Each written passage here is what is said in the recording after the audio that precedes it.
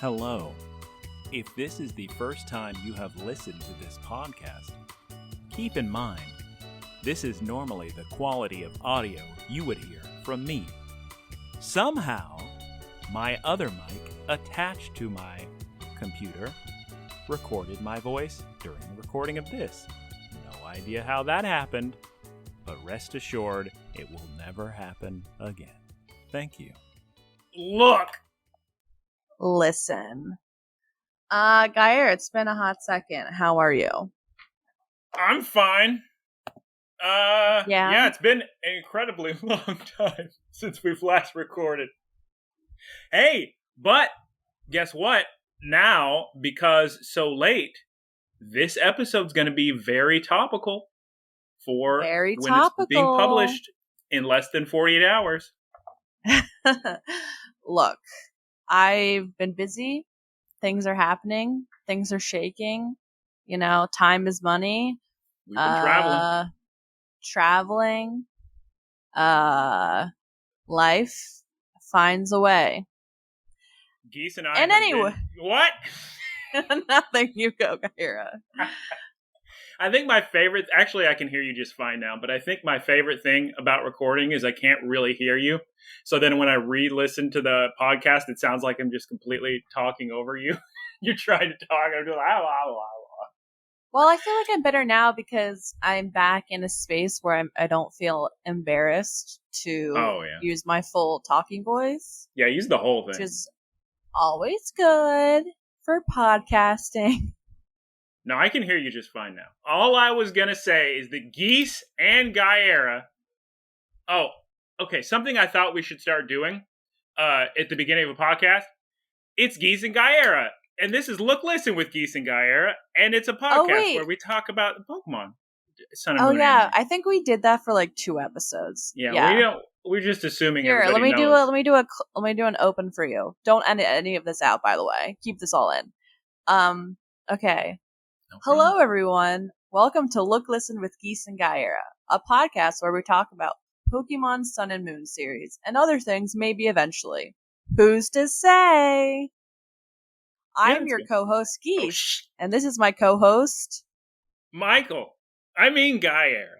Oh my goodness. That was good. Perfect. And then, what? We'll just have to put that in the show notes so I remember to do that. Yeah. If in case there's a new listener, just make it clear off the bat. No, yeah, all that's right. Smart. We've been in the skies, the friendly skies, Geese and myself. I've been flying. Geese, I'm telling you, look. Listen, I'm going to have a Hollywood star. But... You have to pay for that yourself. Did you know that? I know, that's so lame. Isn't it like $8,000 or something? I think it's a lot of money. They haven't asked me yet. Wow, that's really rude of them. Our star will be there, Guyera. Oh yeah, that'd be sick. Like Penn and Teller will be Geese and Guyera. Yeah, share a star. Oh, we get right next to Penn and Teller. Sick. Okay, is it time for watching, playing, eating, listening? Yeah. I would have laughed if you said no. I have to talk about something else. Geese, it is a big week for eating. For me, Geese, where to even begin? You ask all the questions you want, but guess what I had for the very first time? Culver's, unbelievably delicious. I had Bojangles for I think the second time ever. I ate Skyline chili for the first time ever. I don't like Skyline chili. It's not. Look, do you have like like the full thing with like the spaghetti? Yeah, I had a 5-way. Yeah, it's 5-way. Yes, the 5-way. It was skets, chili, cheese, mustard, onions, you name it. Although I didn't have cut up hot dogs in there, clearly, because I don't eat hot dogs. I don't eat pork. I know you don't. But it was okay. Like the fries were better than the spaghetti. I don't think the spaghetti really works. Like I guess people like it. But the thing is, I know you do like it? I don't like it. Oh, you don't like it. I know so many people. Let me finish, Guyera. I have very strong thoughts about Skyline chili. Okay, first things first. I don't like the spaghetti there. Get it out of there. You're right. I want French fries in my chili if I'm going to have an additional food staple in there. Second, I don't like the cinnamon chili. I don't like it. It tastes like dog food to me. Yeah, they put cinnamon in the chili. Yeah. Oh. That's like what's special about Skyline chili. That, and it's very like minced meat, I guess. You know, it's not really chunky meat. Right. It's the same kind of chili they use at the place near me that specializes in chili burgers and chili fries. No, but here's the thing. I know so many people that despise this place and make such big jokes about it that I thought it was going to be absolutely terrible. And it was just like fine. And the chili cheese fries were fine. It was okay. I think my favorite place to get chili cheese fries from a fast food location is Steak and Shake, but to be honest, like I know a lot of Steak and Shakes are closed now, and like good. Well, do you know what happened to Steak and Shake? Do you know this? Well, you can tell the story, but all I'm trying to say first is I feel so bad for anybody that thinks they're about to go to a Shake Shack and accidentally goes to a Steak and Shake, because Shake Shack is the best fast food burger, full stop, and their custard is pretty good, very high quality, and Steak and Shake, I've always been disappointed. Every time. Wow. But go on. If we're talking about a Steak and Shake from like a couple years back in a good location, I fully disagree with you. I loved their steak burgers. They have really good shakes. Their fries, and I would always get chili cheese fries at Steak and Shake. But here's the thing, Guyera. Here's what happened.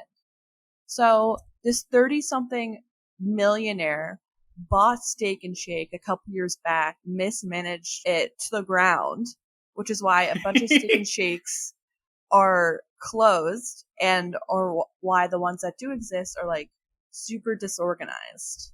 And that's very sad. Mismanaged to the ground is a funny expression. I was going to say a different word, but this is a family podcast, so. It is for all ages. You can listen with your friends or your family members. But I would always get, the Steak and Shake burgers are so good. Oh, man, I miss Steak and Shake.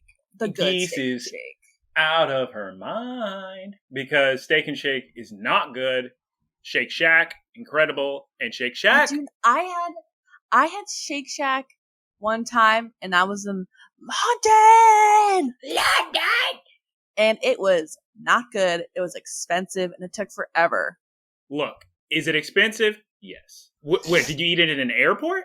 No, it was in like a London location. I think it was like kind of near Hyde Park, maybe. I don't know, or maybe it was near the bank. I don't know. I can't speak for the service of the UK branch of Shake Shack, but I can speak for the American and the United.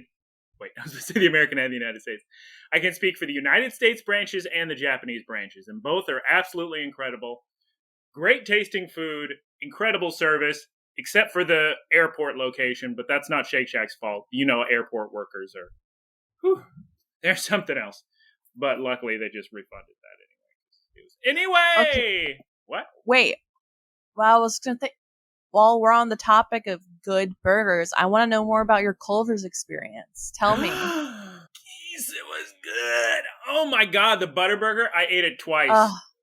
Oh my Lord. Which one did you get? Which one did you get?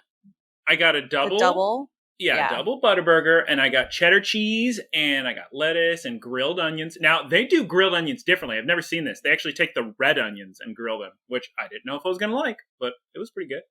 I think I had some mustard on there. I think I said lettuce. Then I got cheese curds both times. The first time, the cheese curds were fantastic, nice and soft. The second time I ate them, they were overcooked, and they were not as good. But luckily, the second time, I also got some French fries. And the French fries were fine. I don't like their fries. You know, like, they're just standard crinkle cut. Whatever. Yeah. They're just fine. Wait, but here's an important question. Did you get the onion rings? No. Oh, no. See, this is why you need to tell us. You need to tell me when you're doing this, because I can tell you what to get. They have really good onion rings. I did tell you, sort of. You told me after the fact. But after the first time. Well, I didn't know if you were going again. I was. Man, Culver's is so good. It's so good. Their custard is very, very good. Right? not confusing, right? Well, actually, okay, here's the thing. Here's what I appreciate about Culver's. They have so many options for custard. You can get so many different flavors. And Geese, I'm so upset because now they got this new peach custard that I missed by just a couple days, and now I'm nowhere near the East Coast. I can't eat Culver's again. Come on. I am literally 5 minutes from a Culver's right now. Yeah! Whoa! So lucky. But at least I get my buy one, get one free shakes at Shake Shack every weekday, 2 to 5 p.m. I can do that again. No, I can't go to Shake Shack again. I just went to Shake Shack yesterday. Come on. No. That's wild. No, I love Culver's, and like I've had very positive customer service experiences in Culver's in both Florida, which for some reason they have them in Florida too, because I guess like a lot of Midwest people go to Florida a lot, so that's why they have them there. And I've had good Culver's experiences in Wisconsin. So yeah, I appreciated the service I got in both of them. Oh, one thing I wanted to say about Skyline Chili that is funny. When I was in line at Skyline Chili, there was this little kid. I don't know how old he was, maybe 8 or 9 years old, maybe 10. But he was so excited. And he was this little kid just like, time for some Skyline. Like, oh, God, Skyline Chili would kill to get this kid in an ad. Oh, my God. Oh, my God. You should give him my talent agency card. I'm saying. Fast food restaurants really don't know what they're missing. All they got to do is find an excited kid who really likes the food. Come on, that's gold. You're printing gold, right? That's printing. And then I went to Raisins. Geese, I'm going to Raisins like once a week. It's a wonderful time to be alive. Man, I really need to go to Raisins again. Maybe I can go to Raisins while I'm here in Wisconsin, because there's one downtown. Because I went to Raisins once in Austin, Texas, where my address was. Right there. Throwbacks to something cut out mostly. It was such a bad experience. I ordered on the app. I went. The inside was closed, and so like you had to wait outside. So I waited like 45 minutes in the hot Austin. 45. Yes, literally 45 minutes. And then it was like, oh yeah, this was like done like in a half hour ago. Someone just forgot to give it to you. So we had cold raisins, and they gave me the wrong order also, and it was just awful all around. Raisins is Raisin Canes, by the way. Oh yeah, we should mention that. That'd be so good. I shouldn't have said anything. That would have been funny. Okay, no, Raisins is the best. I'm very sorry that happened to you. I'll get in touch with Todd Graves, the founder, who opened it in 1996 in Baton Rouge, Louisiana, where I took a pilgrimage to, and it was incredible. And they have salt and pepper shakers right in the table. Geese! They call it the mothership. Anyway, what? Oh, I have a. Hold on. Yeah. Let me talk, Guyera. I'm listening. Go ahead. Speaking of Austin food, did you ever have P. Terry's when your trips to Austin? Pretty sure that's a fighting game character, Geese. What are you talking about? P. Terry's? I think that's like the nickname for it. Was it P.T. Terry's? Hold on. It does not sound familiar. Geese is Googling P.T. Terry's. I also ate a bunch of popcorn yesterday because I went to the movies. And popcorn with my little AMC Stubs membership, it's discounted. And Geese, you get a free refill of popcorn. So I always eat all my popcorn, and then I get a refill after the movie, and then eat. Goodness gracious. And then I eat popcorn later. No, that's what I do too. I don't believe I've been to P. Terry's.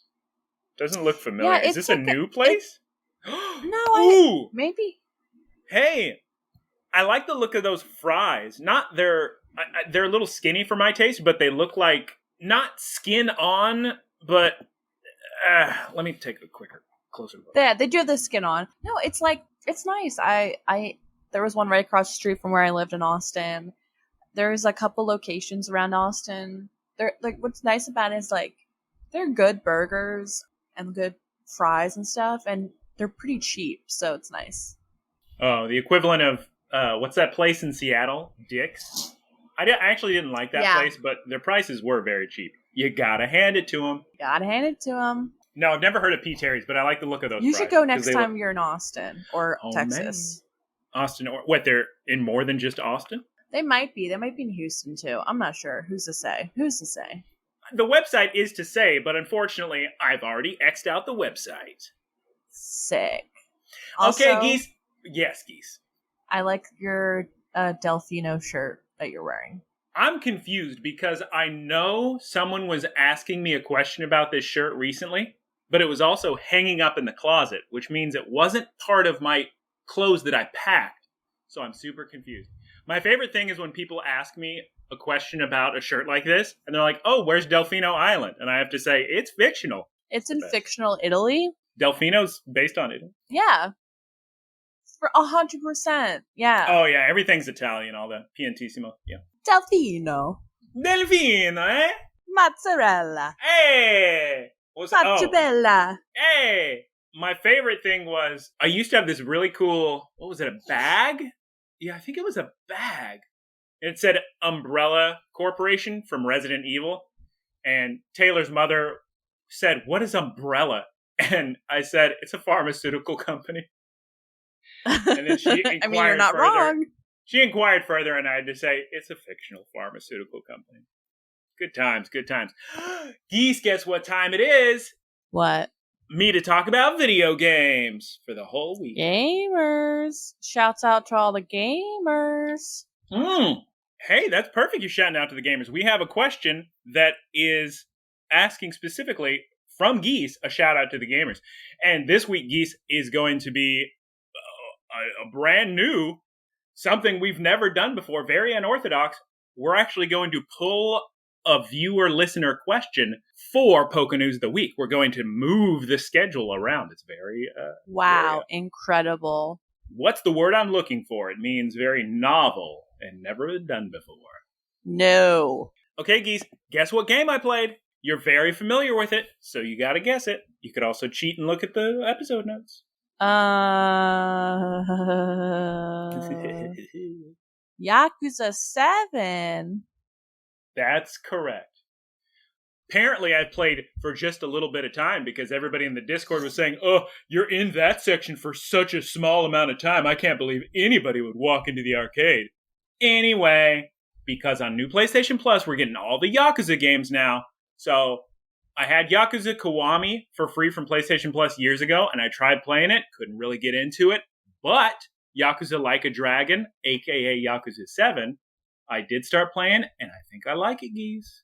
I think I'm a fan. I love my himbo, Ichiban. He's probably one of my, up there, my favorite video game characters. He's just so earnest and positive and also dumb, you know, because that's the whole himbo thing. In Look, Listen what a tradition, great character. I'm playing the game in Japanese where Geese experienced it in English. So it's perfect, like always. We should have also mentioned that at the front of the episode because that makes it slightly more interesting that we get different perspectives on the Pokemon show. And I'm a little annoyed because, like I said earlier, you can walk into an arcade in the year 2000 and play Virtua Fighter 5, which did not come out yet, Geese, so that's a big problem. Already lost a point. Okay, and finally, shows and movies, Geese. Let me rip through these real quick. I watched Bullet Train. Everybody go watch Bullet Train. I know you're probably thinking, oh, it's probably not going to be that good. I watched a trailer and it wasn't that good. No, it's a very, very fun movie. Go watch it in IMAX if you can. Everybody. I recently learned from the hit podcast Response Message in their Hobbs and Shaw episode that the director of Hobbs and Shaw did that movie. Well, Hobbs and Shaw was fun too. And John Wick, apparently. Yeah, that sounds right. You see some John Wick in there. If you love action movies that are kind of like a video game with lots of cool and unique boss characters, quote unquote, you're going to love Bullet Train. It's just a very fun movie. I was keeping a running review in my head of like, oh yeah, this is easily an 8.0. And then there was a certain scene that came and I was like, oh, we're talking 8.75 at this point. It's a very fun movie. Everybody should go see it. There was nobody else in the theater in that whole crowded IMAX, like 2 people maybe. So I felt bad for the movie, but it is very good. I recommend it. Now here's a story. I watched a movie called Round Midnight. Have you ever heard of Round Midnight, Geese? I have not. I didn't think so. So here's how goofy I am. I somehow stumbled upon a YouTube video or a TikTok video, something with no views at all. And it's just this old man reviewing records. And he's showing this album and he says, oh, this is from my favorite movie of all time, Round Midnight. So I just bought the movie and I watched it. Do you like it? I probably wouldn't recommend it unless you're super into jazz music. If you're into jazz music, oh yeah, buy it 100%. I was checking my phone. All the jazz heads. For all the Shouts jazzies out there. Jasmine, go ahead and watch it. It's just about jazz music in the 50s in France. And it's part of the Criterion Collection. And it's funny, there's a scene where they talk about the movie The Red Shoes and quote from it, which is a movie about ballet from like the 40s, which is also on Criterion. So it's like a Criterion cinematic universe. And then other movies I watched on a plane The Secret Garden again, which I haven't watched since the 90s, and His Girl Friday, which is a fun movie. That's where that famous GIF is of, you've seen it where it says "Get Out" and he goes like this in his little trench coat. You've seen it. Just go to any GIF and type in "Get Out" and you'll see it immediately. The Grand Hotel. I also saw The Grand Hotel, which is an interesting movie. I'm sure for its time it was very, very good. I didn't think it was as fun as His Girl Friday, but I certainly watched it. Secret Garden, for some reason, Geese, I thought that movie was way more magical. I thought it was just full of spells and creatures and mystical. Maybe the name made you think that. I guess. There's like one magic spell in the whole movie. And other than that... Oh, that's lame. It's a funny movie to watch in 2022 for a couple of reasons, but yeah, it was fun to watch. Okay, Geese, I'm done talking. It's your time to start talking about all the things. Well, speaking of magic and spells, I watched this movie a month ago, but I just remembered that I did. I watched Practical Magic for the first time. What's his face, Guyera? I thought I was doing a good job with the face, so I didn't have to say that this meant, what's Practical Magic? I've never heard of it. Oh, really? I don't think so. It was a big movie. It has Sandra Bullock. Magicians Revealed, Secrets from Anonymous. It's Magicians. like these two sister witches. It's sister Sandra Bullock. Witches. Not witch sisters, but sister witches. Look. As Sandra Bullock and what's her face name in it? Australian lady from Moulin Rouge who was married to Tom Cruise.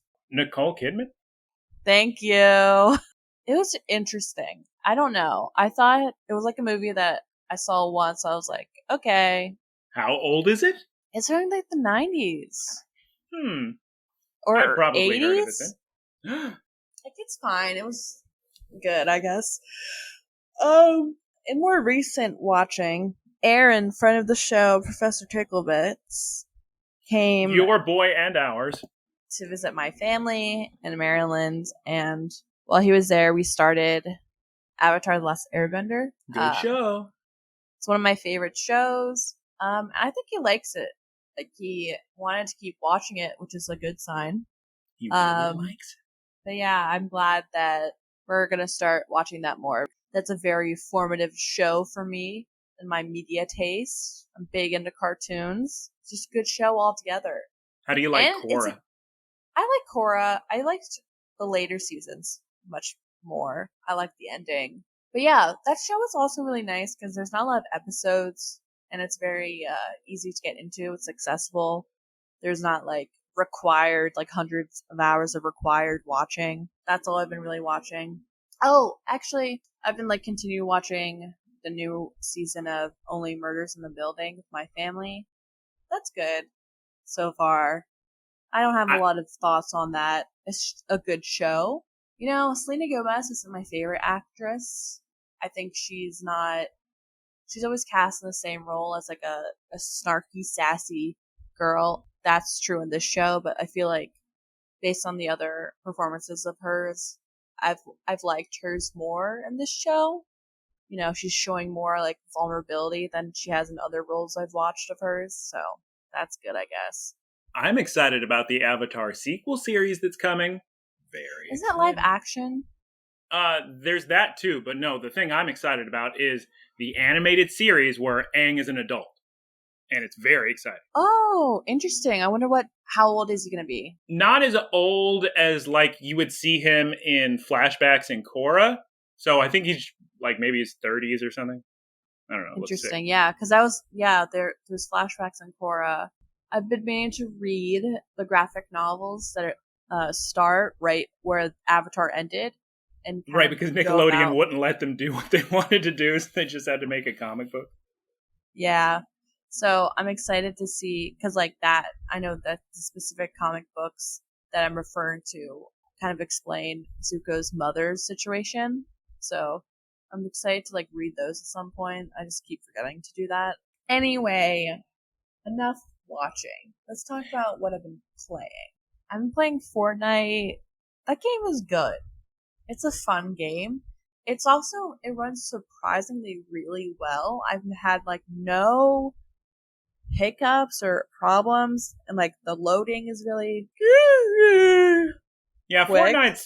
Fortnite, so many kids play on phone, and I played it on Switch when it came out there, so it's good at running, that's for sure. Yeah. And I like the vibe and the colors. It's so much nicer to play rather than like PUBG, where it's just like so drab. And yeah, I'm having fun with that. Playing a lot of Fortnite. Should I open the Red Bull? Yes, sure. I feel like yes. I don't know. Yes. I've never had Red Bull. It tastes gross, but I would never drink it because I don't drink energy drinks. I just drink coffee. But it's Aaron's. What's he gonna say? We'll just text him and say, pick up some more Red Bull on the way home. Can you actually write that in Discord? Oh, while I him? go get it? Yeah. Okay, wait. I'll be right back, Guyera. No, wait. What? What do you mean write it in Discord? Just add him in our channel being like, hey, by the way, Geese is about to open your Red Bull. She wants you to know that you need to pick some up on your way home if you want any. You want this in a private chat or a public chat? I don't care. Okay, hold on. I'd forgotten what she wants me to put. Okay, Geese is getting a Red Bull. She wants me to tell you, and also, I guess, pick up some more on your way home. Although, parentheses, and this is me editorializing, I recommend bottled black cold brew instead, on account of it tastes better and is way better for you. You know what Red Bull tastes like? What? It tastes like candy or sweet something? Tarts. Yeah, candy. Blech! No thanks. Thank you for messaging him. You're welcome. It'll be fun for a Clambo to listen to this episode in 48 hours and then see back to the chat where I wrote that live, real time. Very sick. Nice. Because I dictated it. He just has to have them around because he gets like really bad migraines, and caffeine helps, and that's why he has them around. That's why I want to make sure he has more. Right, of course. So thank you for your service and for your friendship. Headaches are terrible. Yes. No, thanks. Okay. Oh my God, Geese, I need to tell you real quick in case I forget. Guess what today is? What? We're only 100 days away from Pokemon Scarlet and Violet. Can you believe it? Can you believe it? So November? Yes. Just like I 3 months. September. No, the big Pokes games are always November. Not counting Legends Arceus, but that was weird because... Well, you know what I'm excited for? What's Geese excited for? I'm excited for Splatoon 3, and I know the Direct was this morning that I missed. Way to go. But I heard rumors of some kind of deck component in Splatoon 3, which is like, I just want to be a cool street-wearing squid doing battles. There's too many things. I don't want all these systems. I thought you were going to say doing bad things. I like to do bad things. With the squid It's fun kids. to do bad things. I quoted that video twice in this episode. If you know, you know. I don't know. It makes it funnier. All right. Yeah, unfortunately, I couldn't get into Splatoon. I bought the first one on Wii U, tried playing it, and said, not for me. So, I think have fun, you kids. I bet if you looked at if you're friends with me on Switch and you looked at how many hours I've played of Splatoon 2, it's probably like 600 hours. Geese, everybody that plays Splatoon, they've played Splatoon for 10,000 hours. I don't get it. I love Splatoon. I like when it works, it works. The thing that drives me crazy about Splatoon is the Nintendo online issues. Don't they still have issues where if you just want to play with your gosh darn friends, it splits you up into different teams and throws randos in there and kicks your friends out? It splits you up. There's no guarantee you'll be on the same team or even in the same match. The fact that the salmon run is only specific times, you can't do it any time, is really annoying. The modes are also on a time rotation. There's just like a lot of weird built-in inconveniences that are really annoying and make it very hard to convince others to get into Splatoon, I've found. But man, I played so much Splatoon, especially in college. So I would just be in my room doing homework and then playing Splatoon for like 5 hours every night. Anywho. Hopefully, get the online together, Nintendo. Come on. Geese, do you want to do Poke News of the Week or Weather Report Geese first? Keep in mind, Poke News of the Week is going to take longer than normal. I'll do the weather report. Okay. I'm really congested, so I'm interested to see how this goes. I'm congested, Geese. Oh, Aaron's typing. Ooh. This is live. This is a live reply. Live, folks, live. She says she's drinking. He says she's drinking the Red Bull in the fridge, ? Yes. That's cool. He follows that up with, that's cool. I'm going to reply with, sick, then a thumbs up emoji. And also reply, okay, so she just wants to make sure that if you need Red Bull, that you have some. She just wants to make sure that if you need Red Bull, so pick some up. You have some, so pick some up. And tell him. She ended up not making coffee. Making coffee. My tummy wasn't in the right situation. Because tummy not in right situation. Okay, I'm dictating so fast, I'm going to have to switch to voice to text. Voice to text. Okay, so she wants to make sure that, if there's any headache issues, that it'll be fine and you're not in big trouble. Sir, sick, perfect. Okay. With that live and breaking news, let's go to the weather. Let's send it over to Geese Peep with the weather. Geese, where are you calling in from? Seems like information I should have as the person sending it off to the weather report.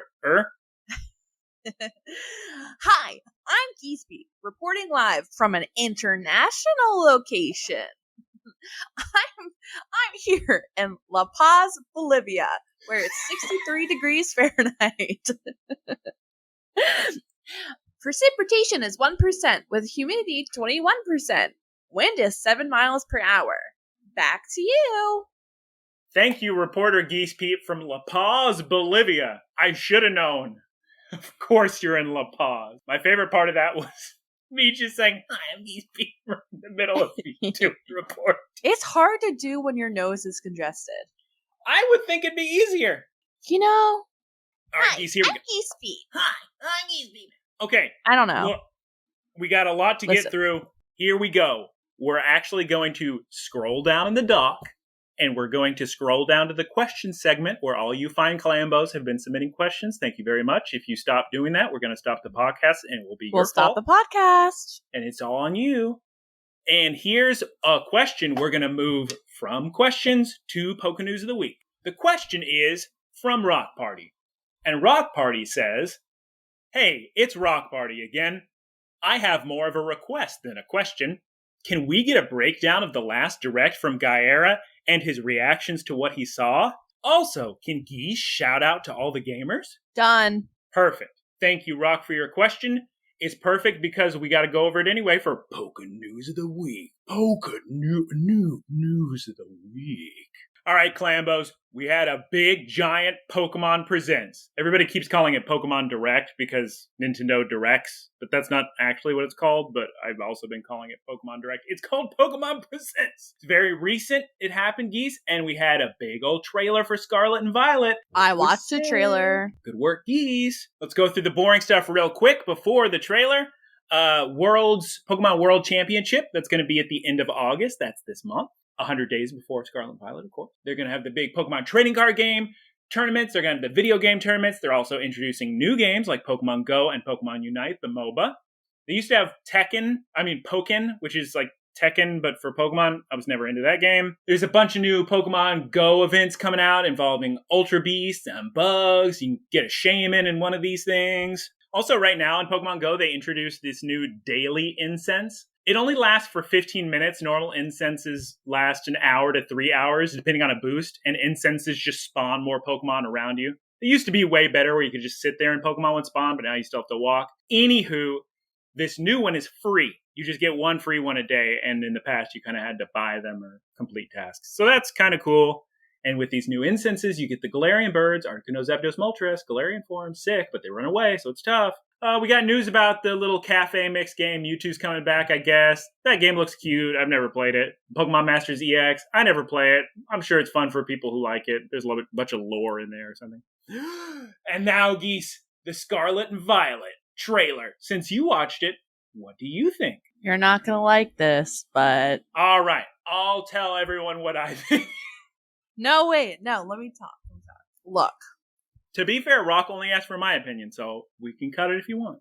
Okay, first of all, wow. Wow. Wow. Here's the thing. There's something about the graphics that are just so depressing to me. They're just so simple, and the world is so, like, large and empty. We know that there can be nice, vibrant, beautiful worlds that are on the Switch, because there's the Mario games, Splatoon, for example, be from like a tech point of view possible.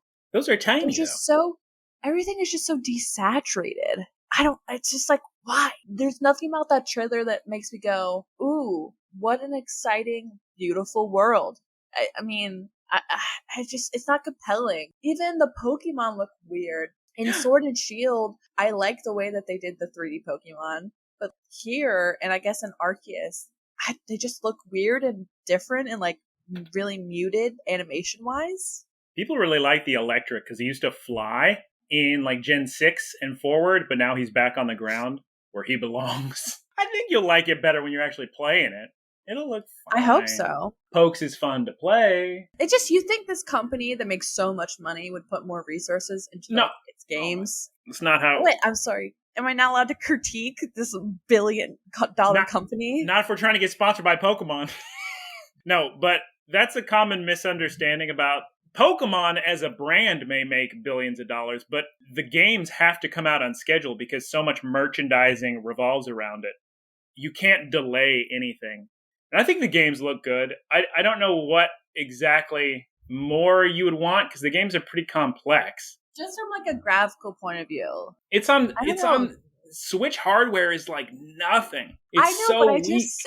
I just said, Splatoon, Mario, those worlds, same tech. Those worlds look so much more vibrant and like the textures are so much better. Yeah, but those are real tiny. Pokemon's a whole... Scarlet and Violet are huge open worlds. Breath of the Wild? I think it looks like Breath of the Wild. Breath of the Wild has much more deeper saturation. It takes advantage of its like openness and like limited tech capabilities and the art style. I guess cartoony. They also were making Breath of the Wild for an unbelievable amount of years. In Pokemon, they got to get a game out every year. I understand all of these are valid reasons. I'm just saying, even just doing a little bit more color bouncing, I feel like will just make it better. I don't know. Well, sorry. We'll see when the game comes out. And yes, I'm sure the gameplay is great. Enough of me. Give me your thoughts, Guyera. I like Pokemon. I like the new Pokemon. It looks like a lot of fun. I'm excited about the raid battle for the, let me look what they call it, terrestrializing. Is that when they become jewels? Yeah, they get those crystals all over them. They change type terrestrialized. In the raid battle, it seemed like it was more active than turn-based. I found that interesting. I'm going to have so much fun on my little motorcycle, Goraidon and Miraidon, flying through the air, having a good time. My main file is going to be Violet, because I always pick the more blue version as my main game, but I do have to get both Pokemon, or both versions, so that way I can get all the Pokemon. Because who's going to trade me a Goraidon? Nobody. So I have to get both games. You would just give me your box legendary. Can't you get more than one? No. Well, can't you make 2 accounts on a Switch? But those are 2 different video games. Scarlet and Violet. I know, but let's say, for example, I have 2 accounts on my Switch, and on my other account, I give you that Pokemon. That is something you could do. Most Pokemon games, you don't get the legendaries till the end of the game. This game, you get the legendaries, I guess, way earlier if you're flying around on them. I don't know if you can trade them, though. Interesting question. I didn't think about that. Very interesting. But I got to get both games anyway. I'm not trying to avoid it, because there's a whole bunch of differences in the plots in the 2 games. One's all based on the past, one's all based on the future, different professors, different Pokemon evolutions. That may be a leak, sorry, spoilers. That's Satitan. He looks cool. He's a little ice-type Pokemon. Paldean Wooper is adorable. Looks like he's just a Wooper covered in mud. Everybody loves Fido. Geese, the little bread dog. I do love Fido. Big fan. And then we got little towers, like it's a dang Ubisoft game, or Breath of the Wild, unlocking, I guess, new map areas. Who's to say? There's this girl named Penny, who everybody is saying that looks like she's descended from a Legends Arceus character named Melly. There's a girl named Pneumonia, which I thought was weird. They should... whatever. I mean, it is a nice name when you don't think of the terrible illness. It's like Nimona, but that's too close to pneumonia. Come on. So we still, we really don't know all the extent of the multiplayer. That's what we're waiting for. But it sounds like you can ride around and catch pokes, at the very least. So that's going to be fun to do. We'll go do that. I just got Red Bull in my eye. Geese, no! There's a flying Pikachu they're going to offer as a special early purchase bonus. And I have a flying Pikachu I got from this weird Japanese how does it distribution fly? thing. You say, how does it fly? It's got balloons. It's got balloons on it. Sick. I thought it might use its tail as a propeller. That'd be a strong Pikachu. All right, that's probably enough news of the news of the week. Geese, I just got an email this morning for a very special Pokemon Trading Card game card. It's called Special Delivery Charizard, and only certain people are picked to get it. And all I have to do is buy $20 worth of merchandise at the Pokemon Center and then put in the little code. Can you buy me a plushie? I already bought the Magnemite plushie and some Pokeball socks. Do you want the Magnemite plushie? No, I really want to Litten. He's cute. Oh, I want to get all of the Pokemon Alola? from. Yes, I Alola. want Litten, Poplio, Rowlet, Pikachu. That'd be cute. You should have said something earlier. I didn't know. I know. I didn't tell you. They should have sent that email. I want the Oricorios. Ooh, yeah. I want the Sitting Cutie Oricorios. Oh my god, there's so many cute plushes. It was unbelievable trying to find a place to put in the promo code. I had to look up a guide to find where to put in a promo code on the Pokemon Center. There's no box that says promo code. You just have to find, there's text somewhere hidden on the screen that says, enjoy Pokemon, and you can click it, and then it gives you a little thing that lets you put in the secret promo code. Very weird. All right, Geese, we've done it. We did it. Before we start on the episodes, I gotta get more water and use the bathroom. Please enjoy this ad while we're on break. And I'm back. All right, Geese, do you have the names of the episode? Because we've got to talk about episode 25. I do. I was smart and I screenshotted them beforehand. Okay. This is we get more clever every episode. Just you wait. Do you think this isn't good? It may be in the future. It's called character development. Yeah. Guyera, I'm so tired. All right, let's get started. Where's your Red Bull? I finished it. Okay, ready? Okay, so episode 25 in English is a team-on-team tussle. And the English translation of the Japanese title is The Battle for the Crystal, Rocket Gang versus Skull Gang. Did you just say team on instead of team on? A team on team tussle. Yeah, a team on team tussle. That's what I said. You said a team on tussle. Or a team on team tussle. Anyway. Episode 25. We open on a Poke problem with James of Team Rocket. He asks, who's the totem Pokemon this episode? Geese, would you like to spoil and answer the question? What was it again? I thought she was about to say, full disclosure, I didn't watch any of them. No, I watched them. The question, Geese, was, who is the totem Pokemon in this episode? Raticate. That's correct, Geese. Good work. All right. Thank you. We open at the school, and it's time to talk about the Z moves with Kukui. The pokes are cute, and Team Rocket is snooping, as they always do. They also want to learn about Z moves. I don't know how they've been in Alola this long. The correct term is peepin'. Peepin'. Geese peepin'. Geese peepin'. I can't believe they've been in Alola this long and have yet to learn about a Z move because I know. I was like, is this really the first time they've seen one? But I guess so. Guess so. Kiawe and Ash are battling, and they're doing their Z moves. And they're not battling. They're practicing. They're just training, right? They're doing their Z moves at a pile of rocks. Oh, okay. Good thing we got Geese here to correct the record. Correct the record with Geese. Correct the record. There's good music here, which means I'm sure it's real dumb in English. Some dumb royalty-free nonsense, but it's real cool in Japanese. We got Sparkling, Gigavolt, and Dynamic Full Flame. Everyone is very impressed. Team Rocket, you can tell immediately, are up to no good. Just, what are they going to do? What are they going to do? They're going to steal all the Z-Move users? They're going to steal the crystal? Is Geese asleep? I'm just trying to stretch my neck. I'm sorry. Guyera, I'm so tired. Let's go. This section of the podcast, you can just take a nap and I'll just say everything. No, because even though I got to get more apples next time because I'm out of apples and I got my mouth. I have no apples. grapes too. There's no grapes that are helping me propel. Oh my God. What have I'm we really done? just struggling today. Okay, so we cut to Team Rocket's secret base. They're going on about the Z moves. There's very good art, Geese, in Meowth's example of what they should do, so I hope you screenshotted it. I did screenshot one of those. It's very good. And James has a... let me just explain for the listeners who maybe didn't watch it. It's like a child could draw this the way that Meowth imagines stealing a Z crystal. It's very funny. Yeah, it's like a crayon drawing. Real good. Real good. So James makes a dragon radar, like in Dragon Ball. It's actually a dowsing machine, which is in the video game, so I'll give him that, but it still reminds you of a dragon radar where they find the Dragon Balls. We cut to the school. So they're hatching their plan to steal the Z crystals, clearly. We cut back to the school, and Sophocles tells everybody he saw a grass Z crystal, and Kukui has all the crystals? No, Geese, he doesn't.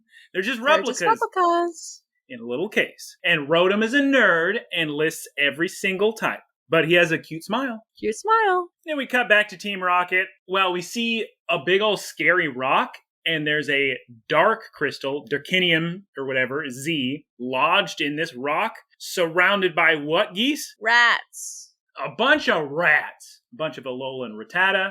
And are there a bunch of Alola and Raticate as well, and then one totem? Or is it just nothing but Rattata and then one totem Raticate? I think there's some Raticates. Yeah, I think there's regular Raticates. Or not regular Cantonian, but regular... regular Alola and Raticate, I believe. I'm jumping in. So, after that look at the rock, we jump to Team Rocket's secret base in the tree, and Jessie is giving a PowerPoint presentation about Z crystals and just about Z crystals to the other members. He's like, I've done some research. Here's what we know. And pretty sure that's the scene I just talked about. Did you? Yeah. Isn't that the same scene where Meowth shows the drawings? No, that's the scene where they're still at the school peeping. No. The plan is inside the secret base, because what I have here is that all the rats attack Team Rocket at the rock. Well, they show the rock first, and then they go to the base, and then Jessie explains that the rock is after the base. No, they show it regardless of the order of operations. Jessie explains that he bought this contraption, this device, for one thing, but he configured it to find Z crystals nearby. So Team Rocket, using Jesse's little contraption, go on a hunt for some Z crystals. The rats attack Team Rocket, and then we cut to Team Skull. Team Skull is arguing about evil candy stores? Is that what they talk about in English? Yeah, Team Skull, they're lost. Their leader is trying to find ultimate evil candies for them to eat. Sick. There's 2 guys and a girl in Team Skull. These guys here. Team Skull bumps into Team Rocket because Team Rocket was running from the rats. And then Big Totem Raticate, Big Daddy Alolan Raticate shows up. Yes, Geese. Oh, I have a quick Geese Beep correction. Yeah. Okay, so I'm looking over my notes again, and you may have been right about the order of operations. Okay, so the Totem Raticate attacks Team Skull, and Team Skull jumps into a bush, and then Raticate just walks off. We cut to the school. Gooey. Gooey. He's talking about a Z crystal, and he says, look, guys, just pay attention in class for 1 second. Z crystals are based on the type of the move, not the type of the Pokemon. That means Pikachu could use a steel Z move for his little Iron Tail, and it'll work out great. Lana was asking how to do the water Z move dance, and she's really good at it. Then we cut back to both of the evil teams. I guess they walked back to the rock with the crystal in it / the rat's nest. Team Skull says all of Alola's treasures belong to Team Skull. And it's weird because before this scene, Geese, Team Skull hated Z moves, but now they want to use them, I guess, and get the Z crystals. Come on. Stick to your convictions. So the Raticates and the Rattatas are eating little berries, and the teams run into each other again, I guess for a longer amount of time this time. Team Rocket does their big old fancy intro, but Team Skull calls it lame. But the girl from Team Skull, what does she love, Geese? She loves Meowth. Because he's a cutie. He's a cutie that can talk. She is impressed by that as well, yeah. So all the rats hear all this arguing, and they start attacking him and biting him. And I guess something happens because my next sentence just says Team Skull doesn't know where Kanto is, which is very surprising to me. Can you imagine somebody in Hawaii just saying, oh, yeah, I've never heard of Japan. Where's that? I can't. Well, wait a minute. Kanto is just one region of Japan because there's also Sinnoh, Hoenn, and Johto. I guess it's feasible that someone in Hawaii would be like, oh, yeah, I don't know where Hokkaido is, or I don't know where Kyoto is. I can see that. All right, and now we cut back to the school, and the kids are practicing their little Z-move dances, and Ash just makes up his own. Geese, he's not even doing it. He's just moving his little arms around. It's freestyling. We cut back to the teams arguing, and Jesse is really offended by Team Skull making fun of the Team Rocket uniforms. They decide to have a race to the crystal, Geese. And Marini, of course, what does Marini do? Gets on James's head. Also, before we move on, they say whoever loses has to be the other team's lackey. That is very important information, so there are stakes for this race bet. So we get Poison James, he appears, and they decide to set a trap with berries in a cage, and then I think Meowth puts on little berry odor juice flakes to make it even... And it's stinky. It's stinky. But, hey, upside, Geese, what does it do for James? It cures his poison from Marini. So that's good to know. Maybe that could be used in a future episode. Who's to say? But luckily... Who's this? The rats the rats adore the smell, so the plan worked. They immediately run and get caught in this cage because they nasty and they love that stank. Oh God. That sounds so gross. Okay, they're trapped. Now it's time to run towards the crystal. And Team Skull throws out their Pokemon. Zubat, Garbodor, Salandit. And Team Rocket starts attacking the Totem Raticate, but then the Totem Raticate hits them, and then Venoshock and Supersonic from Team Skull. And then the rat blasts them away. So here's the thing with Team Skull. The leader of Team Skull hatched this plan where he's going to climb up the rock with Salandit while the other 2 Team Skull members keep the other rats at bay. And all of Team Skull is okay with this plan, but later on, Team Rocket says, your friend abandoned you. And they said, oh, that was a good idea. No, that was good. Jessie throws out Mimikyu, and Salandit tries to grab the crystal. Mimikyu uses Shadow Ball, Marina uses Spike Cannon, but the Raticate Geese is far too strong. It's a strong rat, yo. Geese, on here I have Team Rocket climbing up Rawk. Did the Team Skull guy fall off by this point? And now Team Rocket's trying? Now James is running up there? No, I think they're on the Rawk at the same time at some point. Okay. Run off to help Meowth. I guess Meowth is in trouble at some point? Yeah, okay. And now I remember. So, okay. Sorry. A lot's going on. Give us a break. Let me explain. So Team Rocket's climbing up the rock, trying to catch up with Team Skull Guy. And then they hear a big crash from the battle with the Raticate. And they hear, like, Meowth yelling or something. And so they go down to check on Meowth to make sure Meowth is okay.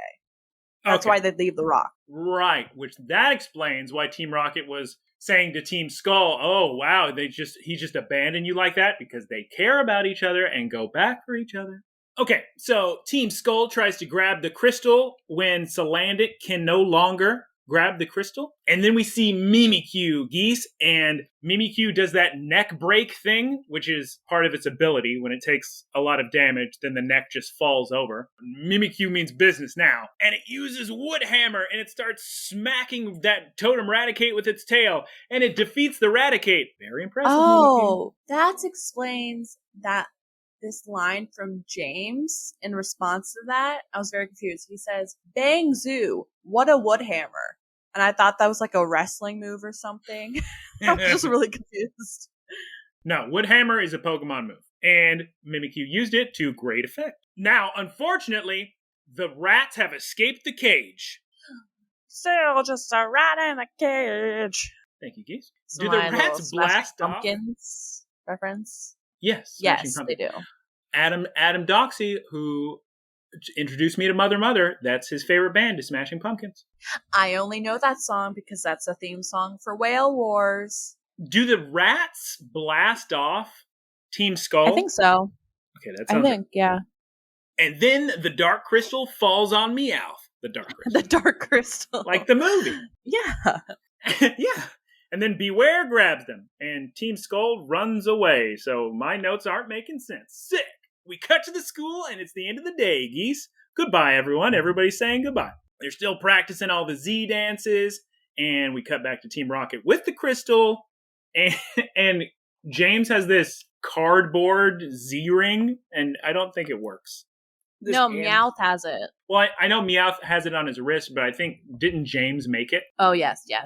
And I guess in James's research, he didn't figure out what Z moves are and that you need to have a specific move to use the crystal. So they're just like, Team Rocket is guessing what the right Z move is. Right. Meowth needs a dark move if he's going to be able to do this. Also, I wonder, could his little cardboard thing work, or does he need to get an actual Z ring made from a Tapu? Who's to say? Maybe it will be revealed in a future episode. Anyway, they look goofy practicing the dance. That's the end of the episode. And in the stinger, the rats, or a couple of the rats, the Totem Raticate, tracks down Team Rocket to their secret base to get back their crystal, you would imagine.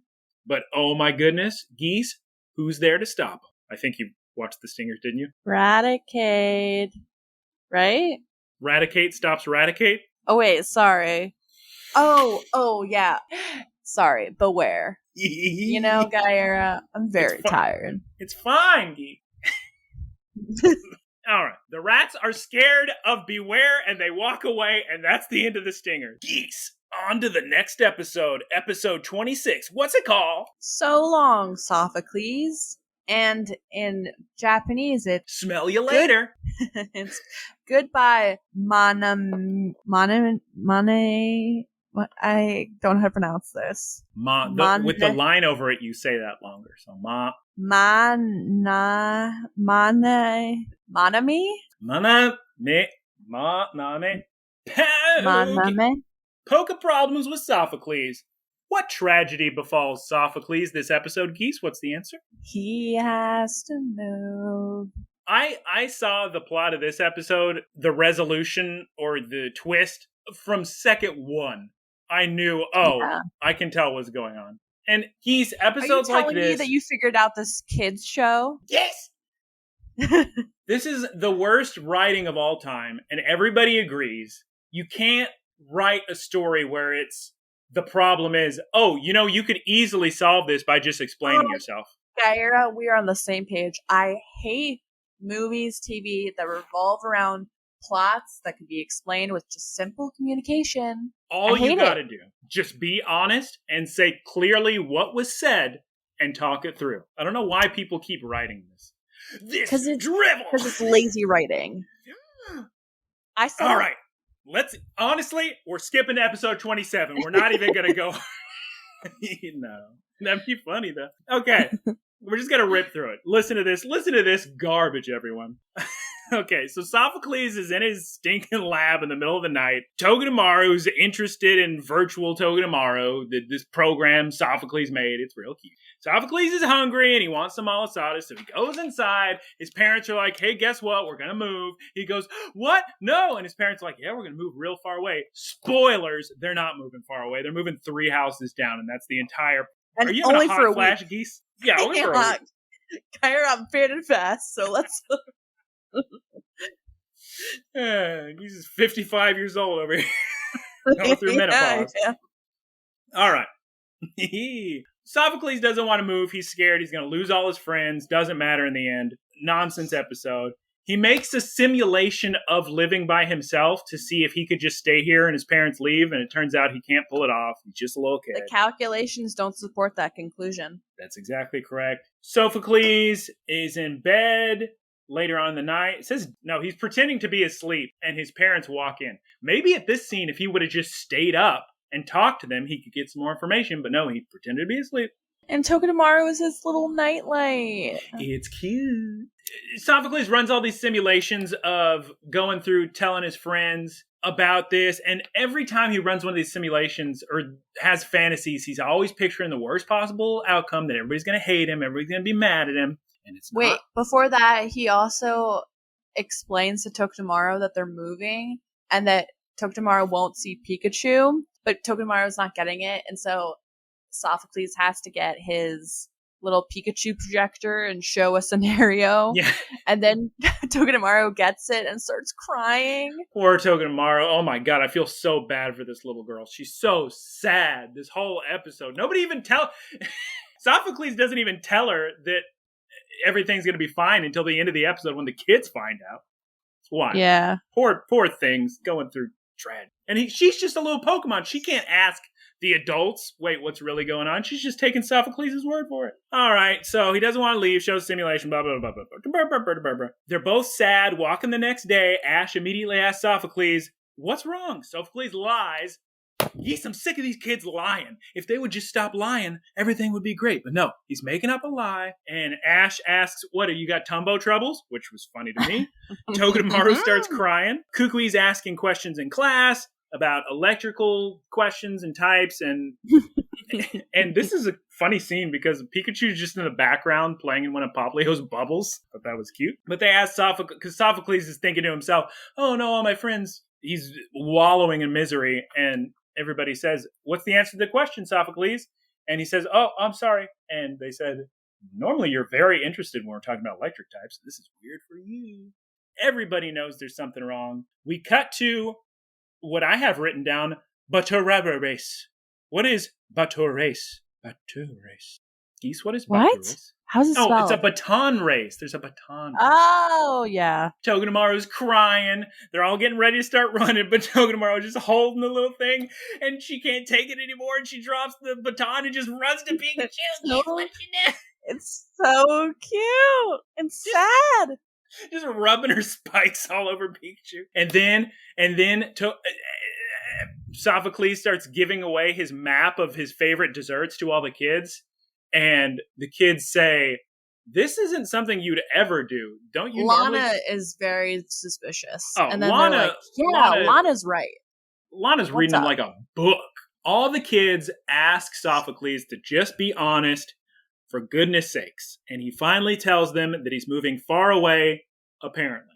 In his mind, he's flying on a plane far, far away from Alola. Togedemaru's crying. Mallow says we're going to throw a big cafeteria party. Kiawe tells Sophocles to come with him, and they have a real sweet heart-to-heart, and he's flying on Charizard's back, which Sophocles has never done before. And they go to a volcano. Kiawe takes Sophocles to his secret little oasis, onsen, that's super beautiful from the volcano. It's a hot spring. Can't go in it. Yeah, I'm sure that's too hot. It has sulfur in it. It's it one of the Yellowstone hot springs. Yeah, don't go in there. Clambos, don't go into a Clambos, don't do it. Don't do it. Listen, we told you. It's on you now. Sophocles thanks Kiawe, and Sophocles wants to get all the kids some presents. Wait, does Sophocles already find out that they're not moving but 3 houses? I think that's this scene already. That the parents are like, oh, yeah, it's just 3 houses. What are you worried about? Yeah, so Sophocles is back in his lab, and he's like, oh, I want to get Kiawe a gift for him being so nice. And then his parents come into his lab, and he's like, Sophocles, you haven't packed anything. And now Sophocles is all worried because in his fantasy, he's imagined telling the kids, oh, it's no big deal. And they're all going to... They don't reveal it's a fantasy right away, but if you're clever, you can catch on because the kids would never say, I hate you, Sophocles. Lana tells Sophocles to come with her, and Lana takes Sophocles on this beautiful Lapras ride in the sunset. And Geese, what do we see pop out of the water? Oh, well, Lord. And it's the most beautiful thing anyone has ever seen, and it's such a sweet moment, and Sophocles is feeling more and more guilty. And Lana tells him, I hope you remember Olola's Ocean when you leave. Oh, you have to be lucky to be able to see a whale, or that was one thing. So Sophocles got lucky. Does he tell Lana on the ocean good news? Oh, no, that's just me writing. I just wrote to myself. All he needs to do is say, oh, good news, guys. My parents were exaggerating, and everything's going to be fine. That's all he's got to do. So we cut to Ash trying to decide between some very cool shirts. One of them is a Generation 1 grass type image. So in the original Pokemon games, when you'd look at your Pokemon in a list, it wouldn't have a sprite of the Pokemon because it's just a little Game Boy screen. So they had to have smaller little funny sprites that there's not too many of them, like maybe 10 or 12 or 15, something like that. But these little images represented different types of Pokemon. And one of them was like this little flower thing. And that represented a lot of the grass type Pokemon.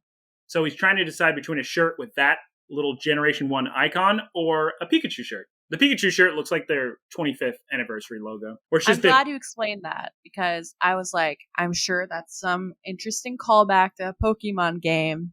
It is. And it's sick. Yeah, that Pikachu logo where it's just yellow with the red cheeks, I think is a very clean, sleek logo. Damn cheeks, though. Cheeked up.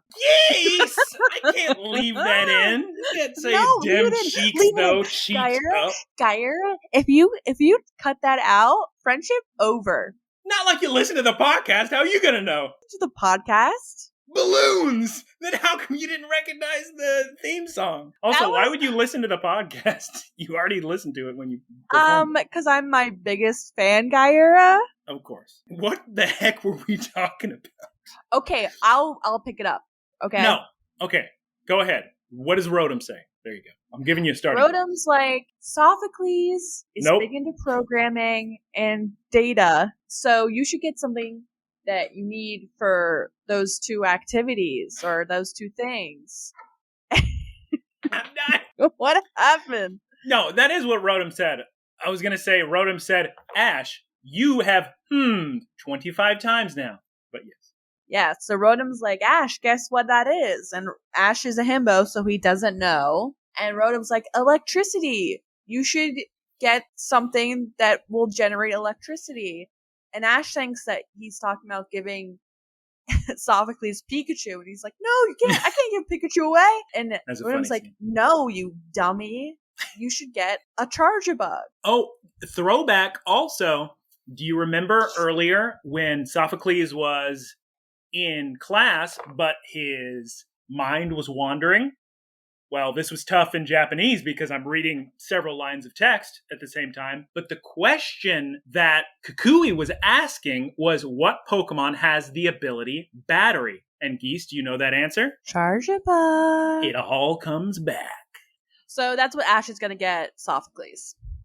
As a present. It's a good gift. We cut to Sophocles with Mallow. So they're having a big party in the cafeteria, and Sophocles shows up real early so he can confess that he's not actually moving. But turns out everybody showed up early, so he doesn't get his opportunity. Except for Ash, who's late. Ash is late, but that's okay because what's he going to do, Geese? We already said. Ash is out looking for a Charger Bug with Rawk, Layton, and Pikachu. Yes. While he's out doing that, we see everyone starting to set up the party, and Meemaw-chan shows up. The food looks so good. Oh my god. Yeah, we're going to get back into the food later, but oh, so cute, so adorable. So Ash, thanks to Rockruff, and Rockruff is probably the biggest Deus Ex Machina in this whole show because he can sniff out any problem. He sniffs out a Charger Bug. It's buried itself underground. Ash starts digging it up and then just grabs onto it. And of course, it shocks them. Why wouldn't? Your favorite Alolan Pokemon is the evolved form of Charger Bug, right? Yeah, Pikablu is very sick. I remember that because I'm your friend. So don't cut out what I said before. I was waiting about them cheeks. I was waiting for something there. What was I going to say? So Ash I'm just gonna interrupt more. Can't interrupt. I wasn't even talking. So, but no, all I gotta say, this doesn't have anything to do with the episode. All I gotta say is I was disappointed because you can't get Vikavolt until super, super late game in original Sun and Moon. You can get Grubbin early on, but to evolve a Charjabug into a Vikavolt, that's not till the final area, which is annoying. Anyway, Geese, continue. So Ash manages to put Charjabug in this little carrier, so Ash doesn't catch it with a Pokeball, which is important. Yeah, and Ash shows up late to the party with Charjabug. Yes, or in Japanese, Denjimushi. So we see, and we told you we'd bring it up later, and later is now. They created the cutest little Sophocles topper on Sophocles' food you've ever seen in your life. And there's a Togedemaru one, too, on Togedemaru's food. So cute. Kawaii. Everyone gives sweet messages, and there's sweet, nice music, which means the English music is, I want to use a swear word every time, just absolutely terrible. And Lily is crying to herself, and she said, I know we promised not to cry, but Sophocles, you were the first one to ever speak to me when I moved here. And this is actually when Ash comes in, after all the sweetheart hearts and the food. So he has the present, Geese, and zing zap. Oh, no, that's a move, I think. Sophocles is excited about the present. He brings it outside, throws out Togedemaru, and decides to have a battle with the Charjabug. And so does he tell Togedemaru to use Zing Zap? Yeah. And then Charjabug uses Discharge. And then Togedemaru uses the Lightning Rod ability. So, Geese, there's just so much electricity back and forth between the two pokes. And then Sophocles throws a Pokeball. And what happens? Catches Charjabug. That is 100% correct, Geese. He catches the Pokemon, and Lily puts a lei on top of Sophocles. You know, the flowers.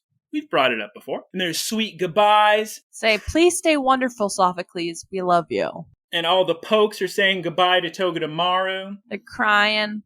Everybody's crying. Sophocles crying his eyes out.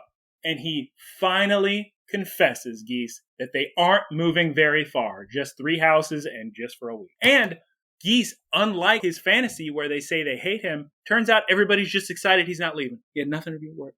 Good news. That's great news. Then that means we can stay together. Togedemaru is so confused at this point.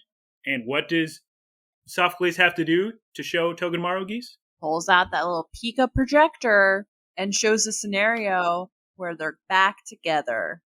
Togedemaru gets so unbelievably excited that she starts jumping from human to Pokemon to human, just shocking everyone out of happiness and excitement. And it's very cute. And Rotom takes a picture of everyone. That's the end of the episode, and then we get a stinger where Sophocles puts in the little Charjabug in the hamster wheel that Togedemaru is always running in, and Charjabug moves slowly across. Very cute. He's a chunky fellow.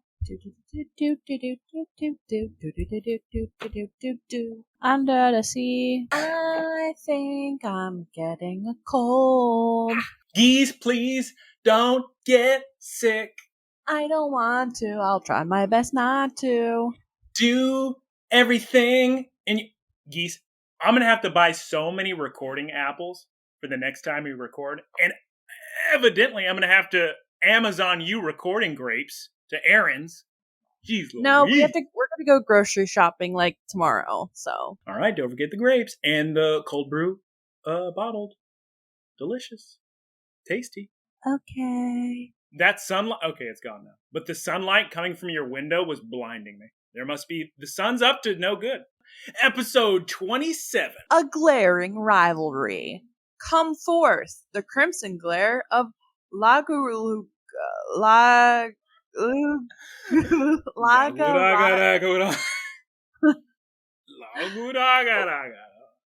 There it is. No, I got it. Now, hold on. Just a minute. Lagu. Full disclosure, I'm awful at Japanese. Just like terrible at Japanese. It's Lugarugan. Rugarugan. There we go. Thank you, Guyera. Rugarugan. Episode 27. Longtime listeners of the podcast know that I spoiled this guy way back when we first saw Lily's mansion. Because I said, Lily's got a brother named Gladion, or Gladio in Japanese. And now he's back to Alola, Geese, and he's sick. Gladion's back. All right. Ba-na-na-na. Da-na. Keep going. Da-na-na. Da-na. Poke problem with Rotom. The question of the day, Geese, is whose big brother shows up? What's the answer, Geese? Lily's. All right. Team Skull sees Gladion with an Umbreon. And there's very sick music. There is. I think we might have the same sick music. There's no way. No way. Okay, Geese, you've got to tell me what they say in English, because what they say in Japanese, I cannot repeat on this microphone. Literally says, you're a pretty cheeky B word. Not that B word. The other B word. Like the sword. Like Jon Snow. Are you saying you don't know what other B word I'm talking about? Oh! They don't say it once. They say it multiple times. They keep calling it. I don't know what they say. Oh, sorry, guys. We failed you. Yeah, I failed you. That's on me. That's on Geese. Everybody tweet at Response Message Podcast. That one's on Geese. Their Twitter, somebody needs to talk to Aaron, because their Twitter is hard to say, isn't it? Because it's like MSG. Isn't it Response Message Pod? But it's not even that. It's that they spell message MSG, so it's impossible to find. Come on now, guys. Get it together. Yeah, it's Response MSG POD. Get it together. Well, okay. This is because they didn't consult me before they made their Twitter handle. Exactly. She's a manager for a reason. She knows what to do. Let me do my job. Let me manage my talent. Will you let Geese help you? Help her help you, Aaron and Tom. So everybody go to Twitter or Instagram. I don't know if they're on Instagram. Go to Twitter. Go to @ResponseMSGPOD. Type in Justice for Rowlett, hashtag this one's on Geese, hashtag get it together, boys. Come on. God. Yep. Please. Can we have a little bit of a professionalism here? Golly. We're not asking for a lot, guys. Come on. Hashtag we're not asking for a lot. Come on. All right. So Gladion has sick earring things, and Team Skull throws Gladion's an emo. It's okay because he's so sick, but I'm sure he likes. What's that band, Geese? Is it My Chemical Romance? My Chemical Romance. So Team Skull throws out all their Pokemon. Gladion throws out Rawk Midnight Form. Midnight Form? From an Ultra Ball, which is already sick, because you don't see Ultra Balls from the kids. Kids these days and their regular Pokeballs. Venoshock, Leech Life, Sludge Bomb, Stone Edge. Got him! Those are the moves that were used, and Gladion defeats all of the Team Skull Pokemon with just one move, because he's just that sick. And Team Rocket is, of course, peeping around the corner. They're always peeping. They're like, guys, that Lycanroc, pretty sick. we should steal it. They're dressed as civilians in their little summer wear, eating some malasadas. All the Team Skull Pokemon are knocked out. And yes, they discuss the Lycanroc and they discuss Gladion. So in Japanese, I think this all takes place before the episode intro, I believe, which is a lot for, I guess you'd call it a cold open. We don't do cold opens here, so I wouldn't know. Who's to say? What? I don't know. I'm just saying. I didn't think that even fit. I'm fading so fast. It's the last episode, Geese. You got it. I know. All right. So now we go to after the intro is finished. The oh beach, my god! beach. But hey, I'm so excited, Geese, because guess what? I get to eat after this. That's very exciting. Oh, I'm hungry. I'm very hungry. I can't wait to eat. So after the intro to the episode, we see Ash and he's training his Pokemon on the beach. They're battling. His pokes are battling each other. Rowlet kicks the HE double hockey sticks out of Rockruff. I was very impressed. But Rockruff pops back up. Looks like they're pretty evenly matched. He tells Rowlet, okay, Rowlet, you can take a break. Rowlet immediately falls asleep, as you do, just like Geese is falling asleep. We see Litten use his Fire Fang. His Fire Fang's looking pretty good, which is looks good hot because he's been practicing. Litten is so adorable, Geese. I'm going to be so upset if Litten ever evolves because he's just a little sweetheart and he should never evolve. No comment. No! We cut to the school. Everybody's having fun with Chase? What did I write, Geese? Oh, everybody's having fun with the Charge-a-Bug. They're doing like a Mambo line. Yes, the Pokemon, all the Pokemon are doing a conga train or conga line. Conga line, that's what I meant, not Mambo. I goofed it. And it's so cute. And Turtonator is at the back. And he's like, oh, so cute. Adorable. Mambo line. It's very good. They're all doing Mambo number 5 and the Harlem Shuffle Shake. And I want to see the Pokemon do the Harlem Shake. What's the song? 2 heals this time. Slide to the left. Cha-cha slide? That's the cha-cha slide. Okay, yeah. All the Pokemon are doing the TikTok dances. Yes, it's adorable. Kohalo Reach. Okay. Rotom is talking about the different Lycanroc forms to the kids. And he's wrong. He says there's only 2 forms. There's also a midday form. But in his defense... Don't spoil. I already told the kid Clambo. In his defense, at the time this episode was written, this was before Ultra Sun and Ultra Moon, before that 3rd form was introduced. I have a question, Guyera. Question from Geese. So did they release Pokemon Sun and Moon, the game, and then Ultra Sun and Moon was like a DLC? No, Ultra Sun and Ultra Moon are just like Pokemon Yellow, Crystal, Emerald, Platinum, where it's just well, actually, it's closer to...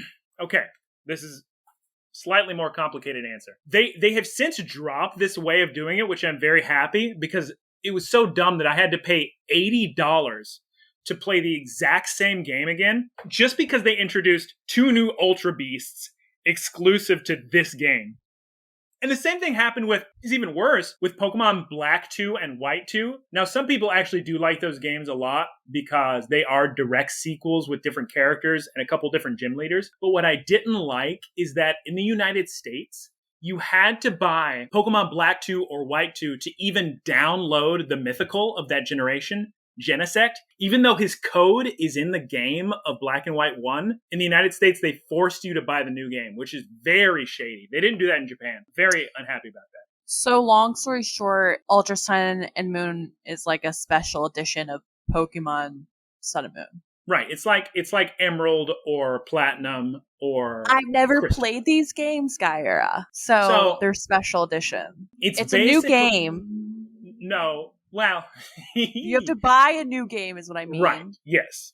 With new limited items. So it's a special edition of Sun and Moon. Yeah, because you know Red and Blue came out, Gold and Silver. There's 2 versions that have some different Pokemon and a couple differences. You know that. Right. So then what they did for the longest time is then they released a 3rd version, which added some more special features and again moved the Pokemon around. Some of the additions were really cool. Like in Pokemon Yellow, you can actually get in one save file a Charmander, a Bulbasaur, and a Squirtle, which is very cool and something you could not do in Red and Blue. And Crystal went wild in Japan. They actually let you connect that to the internet, to a cell phone. We never got that over here, but gosh, that was sick. But yeah, Ultra Sun and Ultra Moon, I am unhappy with that as a product, And thank goodness they've stopped doing that. And now we just get DLC or new games entirely, and they don't make us play the same game just to get one new Poke. He said it, folks. All right, so they're Chargebug train, and the kids are there in the back, and I guess Sophocles is like, hey guys, have you heard about this mysterious new trainer in town?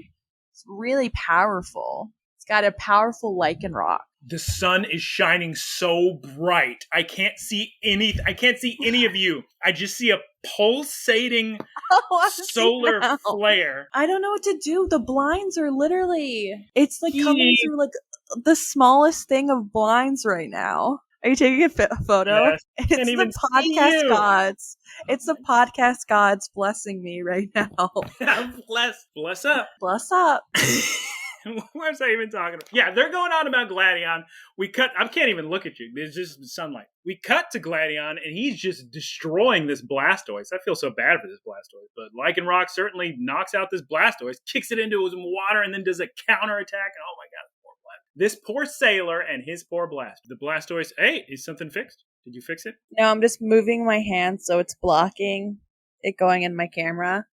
Oh, that's a perfect long-term solution. We cut to Ash and his Pokemon are walking. Rotom tells Ash, now, here's pop quiz for you geese. Do you remember every item that Ash needs to pick up at the store? I'm interested to see if it's different between English and Japanese. Some kind of a lowland coffee. Coffee bean, yep. Persian something. A Persian branded short pasta. You also need some Ziploc bags. And here's the part where I need to ask. Branded Ziploc bags. I need to ask you because this didn't make much sense in Japanese and English to me. He says he needs fresh pile juice. Is it supposed to be pineapple juice or something? I don't remember. I don't know what pile juice is. But the Alolan coffee bean. Pale? Did they misspell pale? What is pale juice? Like pears? Like a pail of juice. No, you're getting a pail of juice. Like I get a pail of milk? No, like Jack and Jill went up the hill to get a pail of water. Yes. Now, geese, did you know that Hawaii is the only state in our country that grows coffee? I did know that. It's true. And it's just like Alola. Guyera, do you know what the Hawaiian state bird is? At one point, I probably did. It's a Nini goose. A Nini goose. And if there's sounds like a Pokemon. And if there's more than one Nini goose, you can call them geese. It's Nini geese. That's correct. They're endangered. Oh no. Clambos, rise up and save the Nini geese. Everyone tweet at response MSG pod said hashtag save the Nini geese or Nini goose, whatever you prefer. Actually, better stay on the safe side. Tweet both of them. Yeah. Separate tweets. At response MSG pod. Protect our endangered species. Hashtag what are you going to do about it? Hashtag put your money where your mouth is. Exactly. At prof_TIKL_BITS at Time Waffle. No, it's the Time Waffle. At you can also at whoever is the director of the Environmental Protection Agency. Yes. And in the same tweet. And at Time Waffle to convince him to give Tom that username. Yeah. All right. That's your homework for today, Clambos. Who is to say where we are in this episode? Okay. There's a big battle. Gladion's real sick. Ash sees it. He's super impressed. He runs down there. He's trying to introduce himself to Gladion. Lily and Hobbs show up. Yeah. Hobbs and Shaw show up, and Lily's there too. Ash asks Gladion to battle, and Lily says, "What, you're not coming back to the mansion?" But Gladion's way too cool for that. And Gladion is very surprised that Ash has battled Tapu Koko. He can't believe it. Can't believe Ash has a Z-ring. He also is surprised that Lily is holding Snowy and is happy that she can touch Pokemon now. It's a very good point, because when he left 6 months ago, she could not do that. We cut to Lily and Ash in the mansion, and they're talking, and we're learning about how Gladion left to improve himself, but he acts differently now, geese. It's in a very sweet scene Snowy, or Snowball in Japanese, tries to comfort Lily. And then our butler pal goes on about Gladion being a little kid. And Geese, what Pokemon did he find hurt when he was a kid, Geese? It was a poor Eevee all beat up in the tall grass. And the butler, Hobbs, says, oh, you did a good thing bringing him here. And I'm pretty sure that Eevee went on to become his little partner Pokemon and evolved into an Umbreon. Who's to say? Probably. Who's to say? That'd be a weird plot twist if that wasn't the case. And they all decide Gladion has a really big heart and he's a good guy after all, even if he's too cool for school. He's emo, but he's good. We cut to nighttime at Kukui's. Ash, like he always does, is telling Kukui all about his day, all the fun stuff he saw. Ash is wearing his cool Rowlet shirt. It's sick. The Pokes are playing and fighting, and Rockruff is jumping on everybody and scratching and playing and laughing. He's really psyched up from seeing that Lycanroc. Yeah, this little boy wants to evolve, I'm telling you. Goodness gracious. He's looking up to Lycanroc. We cut to a cute little Wimpod walking across the beach, looks into the camera. And then we see everybody's asleep at this point in Kukui's house, but Umbreon is up on the darn roof in the little, what's it called, Geese? A skylight? Sunroof. A sunroof? He's up at the sunroof. Umbreon has a note in its mouth, and Pikachu, I guess, wakes up from the noise of that or is already awake and keeps trying to wake Ash up by saying Pika Pika and shaking him, and Ash isn't waking up. So Pikachu has to use some attack on him. He's all electroshocks Ash, which finally wakes up Ash, and Ash is understandably concerned about the attack, but then notices Umbreon up in the sunroof, you say? Very excited. Umbreon drops the note down, and Ash is thrilled, because clearly that means that Gladion wants to battle, or something along those lines. We cut to Team Rocket walking on the beach at Geese. Before they even said anything, the way it's drawn, I knew it was way too early in the morning. I started getting upset because I just thought, oh my God, could you imagine having to be up that early? Same, Guyera, same. Everybody was so sleepy, except for Jessie. I guess she got plenty of sleep. She's fine. But James and Meowth and Wobbuffet are dying of sleep.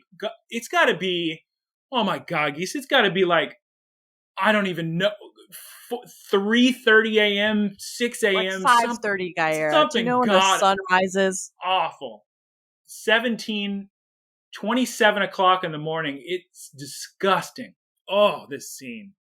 Oh, so sleepy just watching it, getting nervous. Hey, but then it starts to sunrise, and we get some good faces. Good faces. I hope Geese took a screenshot. I did. Good work. Ash wakes up, crack of dawn, runs over to Gladion, thanks him for the letter, and Team Rocket, what do? They're like, let's get that let's get that Lycanroc and that Pikachu at the same time. That's right, Geese, they peep and they eavesdrop. And that's exactly what I said. Yep. And then Rockruff and Lycanroc have a battle. There's a bite, there's a rock throw, there's a stone edge, crunch. Basically what we see in this battle is that everything Rockruff can do, Lycanroc can do, but in a stronger way. So Crunch is a stronger bite, and Stone Edge is a stronger rock. Very sick. But Rockruff hops right back up, and that is when Team Rocket uses their net attack on Lycanroc and Pikachu. With a truck they somehow have. Geese, where did they get this truck? I don't know. Who's to say? He's sleeping on the microphone. Oh, we're very close to the end. You don't need to. Oh my God, I've got an entire extra page. Never mind. Porgy. You don't have more little Red Bulls? No, there's only one. Oh no. So Team Rocket has a big giant intro, and Wobbuffet looks very cute in the passenger seat, if I do say so myself. There's a little seatbelt on. There's a cool little Team Rocket license plate, and I think Rockruff tries to bite something. Does he try to bite the net right off the bat? I do not know. I'll be honest. At this point in the episode, I was fading. Poor Geese. I don't know how she's going to make it through the rest. All right. Umbreon, use Dark Pulse on those wheels. Umbreon does that, and it is very effective. Super effective, some may say. And now Rockruff bites the net again, but this time it's way more effective. And all the Pokes get out of there, and they're beat up, but they're just fine. Gladion says, "Leave it to me," when Ash tries to help fight Team Rocket. Gladion does a Z-power blue moons glow the crumbling world's end fall, and he murders Team Rocket. There's no way Team Rocket could survive a planet falling on them with this giant, fancy Z move that Gladion does. But then they just blast off, and Geese, what do we see in one of the sickest scenes we've ever seen? What do we see as Team Rocket blasts off? Beware coming and catching them in midair? Yeah, Beware makes this slingshot thing with a palm tree to catapult himself into the air to catch Team Rocket and bring them to safety, as he always does. So, and then real quick, I guess Gladion says, wait, you don't have a Rawk Z crystal? And Ash is like, nope. So Gladion tells Ash that he needs to challenge the grand trial of Akala Island's Island Queen. All right, now it's time to finish the battle. Nope, that's not true at all. Guess what? It's time for school. Lily shows up and says, Ash, you're going to be late. Okay, wait. All right. They see Lily drive up in the car with Hobbs. And Gladion's like, okay, no more battle. I find it difficult with my sister watching me. Does he say that in Japanese? He does. He says that later, that I don't really want to battle with my sister watching anyway. So wait, in English, do they say it like that? They say Gladion as opposed to Gladion? Oh, it's Gladion. Oh, Gideon. People say Gideon, not Gideon. So Ash and Gladion shake hands. This is very cute. Lycanroc pets Rockruff as Gladion says, you know, your Rockruff has that same look of determination in his eyes that my Lycanroc has. Lily runs down, but Gladion had already left. He's too sick. And what the heck is Geese doing? Fighting mosquitoes? Look who it is! Hello. Special guest at the very end of the podcast. Who could it be? Right. It's me. It's Professor him! Ticklebits. It's Aaron of Response MSG POD fame at his Twitter and say, hello, Aaron. Hashtag. That's right. Hit me up. Send me tweets. Response Twitter. At Response MSG POD. Yeah, don't worry, we got the spelling down for the listeners. You figured it out? Yeah. Figured it out. Awesome link I sent you. Mm-hmm. All right. Keep going, Guyera. The episode is over, and in the stinger, we see Ash and Lily. Well, we don't even say, it's just a continuation of the last scene. They're going to be late for school, and Lily tells Ash, get in the car, we got to get to school. And Ash says, no, I'm just going to run instead. But Rotom says, forget that, I'm going to take the car. So Rotom flies up to the limousine, and he's going to take the car. So does that mean that Rotom has to use a lot of energy to fly around if he wants to sit in the car? I guess so. I think he just wants to get to school faster. I guess. I bet he could fly pretty quick. Who's to say? Who's to say? All right, Geese, it's time for the wrap-up, and it's going to be funny because you can thank Aaron in person. Oh, yeah. Everybody follow us on Look Listen Cast on Twitter and Instagram, and email all your questions, which we got a lot of this week, to looklistencast@gmail.com. Thank you to Keith Squared on Twitch, I would imagine, for our beautiful artwork. And thank you to our supporters, Artie Fine and Rock Party, and thank goodness, finally he came to his senses, D-Van. Thank you, Driving D-Van, for your beautiful support. And shouts out to Aaron, right next to Geese, for the website and the boilerplate at the end of the episode. And you can support us. You can support us on Anchor, like all those fine people do, for monthly, or just go to onlygeese.cash and just Venmo her all sorts of money. Yes. Geese also has written down here, recommend this friend to a podcast. And by that, I mean, recommend this podcast to a friend. So you out there in listening land, tell your moms. Tell your mom to listen to this podcast. Moms love us. Dads? Fun. Can't get enough. Dads are the real fans. Dad gives a pleased grunt at the thought of this podcast. Yes. Mm-hmm. That's all. That's the best you could ask for. Grandparents adore it. Oh. All right, let's rip through these questions because we got a lot. All right, let's go in order taking the questions. Who wants to go first, Geese or Aaron? What? Because we're each going to read one of the questions. Oh. Why don't I start as the guest? What's the question? It's in the doc from Artie Fine. That's the first one. Do you see it? Do you have it What? pulled? Scroll down I on see the doc. now. Oh, yeah. Okay. Artie Fine writes in, Aloha, friends, once again. Across Aloha. all seasons of the anime, who is your favorite supporting character / cameo that is not a Pokemon? I've only seen the first 2 seasons, but I think my favorite is Officer Jenny. Really, any Officer Jenny, doesn't matter which. I get a kick out of the running gag that they are all related and identical, but not the same person. Sincerely, not Brock, I swear. Thank you for the question. Great question. Aaron, who's your favorite?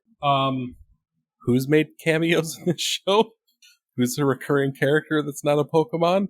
I mean, is Ash just perpetually, 15? He's like Ash 10. is a main character. He's a main character, I know, but does Professor Oak show up in later seasons? I will accept that answer, yes. Okay, it's just the character that I know that's not a main character. Are you proud of me? Yes. Mm-hmm. Geese, who's your favorite? Does Misty count as a side character, or is she more of a main character? She was a main character. I think she's been downgraded to recurring guest star. We've seen her in the new art style. I'll allow it. I don't know if Artie Fine would allow it, but I'll allow it. Here's a spoiler for if you don't want to hear a Sun and Moon spoiler, close your ears. For 15 In seconds. 3, 2, 1. Misty shows up in this series. Oh my god. So she's a side character in Sun and Moon. And I'll go with specific, because I'm watching in Japanese, but specifically English Ash's mom. She's very amusing. She's apparently good at battling. She wants to steal her son's Pokemon.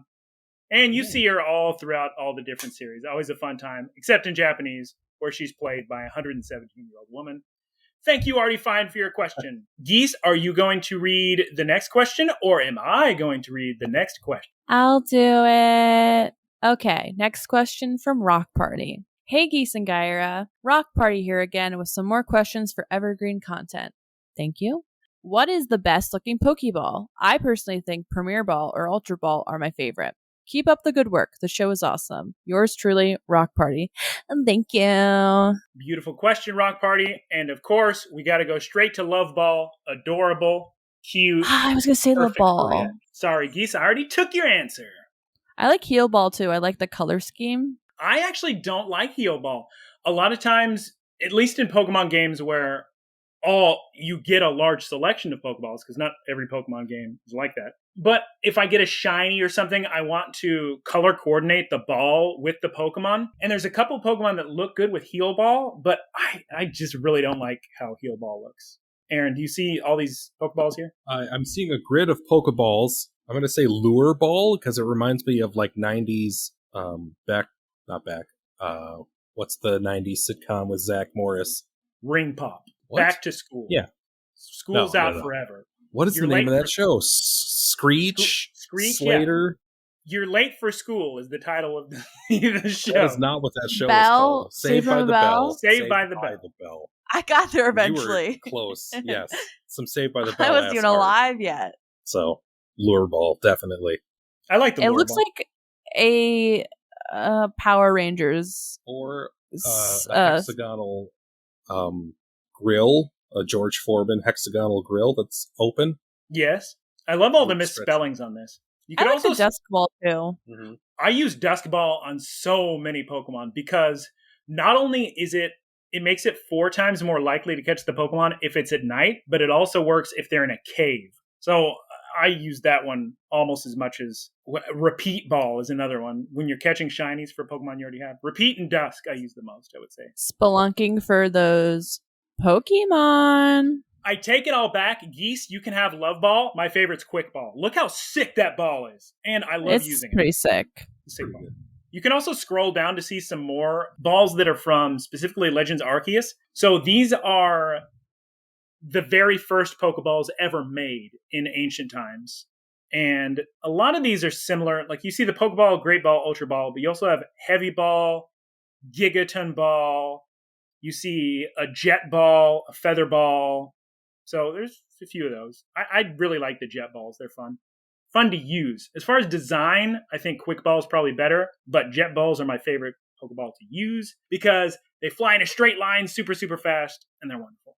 Thank you for your question. And we already read this question, Rawk Party, for during the Poke News of the Week, so thank you very much. And we will close with the final question of the podcast from Pikablu. It is as follows. Hey gamers, more food Pokemon coming down the pipeline with Smoliv and Fido. What food mon do you wish you could befriend? I'll take my answer off the air. Thanks. And I didn't get his joke at first. I thought he was saying that he doesn't want me to answer it on the podcast. He wants it in a direct message. But then I realized, no, he's talking about what they say on radio when they call in with a question, but then they hang up to listen to the radio for the answer. That's what he meant. Yes. So I understand it now. Everybody calm down.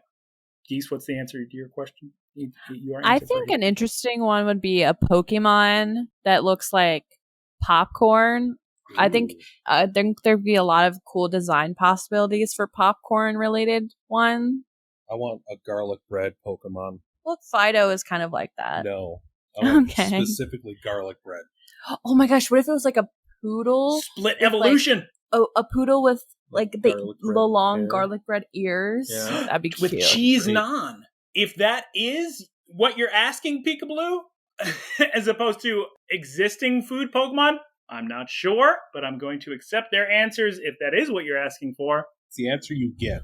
It's the answer you get, Pikablu. Thank you for your support and love. I have to support my boy Vanillux for two reasons. One of which, Vanillux was super good in my Mewscoops deck, where you throw Vanillux into the Lost Zone, and then you use Mew's ability to use the oh god, I think Aaron has a headache. You use the abilities of anybody in the Lost Zone, so you didn't even need to evolve into it, and then you could flip 2 coins, and if either of them are heads, then you get to paralyze your Pokemon. But guess what? You have Victini on the bench, so even if you get one of them wrong, you get to reflip your coins, so you have such a high percent, like 80-90% chance of paralyzing your opponent's Pokemon. Where's my nerd button? And then also, everybody gives him such a hard time saying, oh, he's ice cream. What a bad design. He's not actually ice cream. He's just an ice-type Pokemon, and there's just snow on him, so he looks like an ice cream. So that's what I'm going to say. Thank you very much, Pikablu, for your question. And thank you to all of you for your support and questions. Remember, you must send in questions. If you don't send in questions, we end the podcast. We'll stop the podcast. It is your fault. Okay, bye. Okay, bye, everyone. Geese has to go to sleep. Night. She's busy with Aaron. Thank you for listening. I am now here, and I'm going to fall asleep in 30 seconds. Start the clock. Start the clock. Play the outro music as I fall asleep. All right. I'll put it right here. Faded or in slightly early. Yeah, that's probably, by this point, we'll have finished. Or about, it's going. Okay, bye. Goodbye, folks. Thanks for stopping by. He's not going to say goodbye. Bye.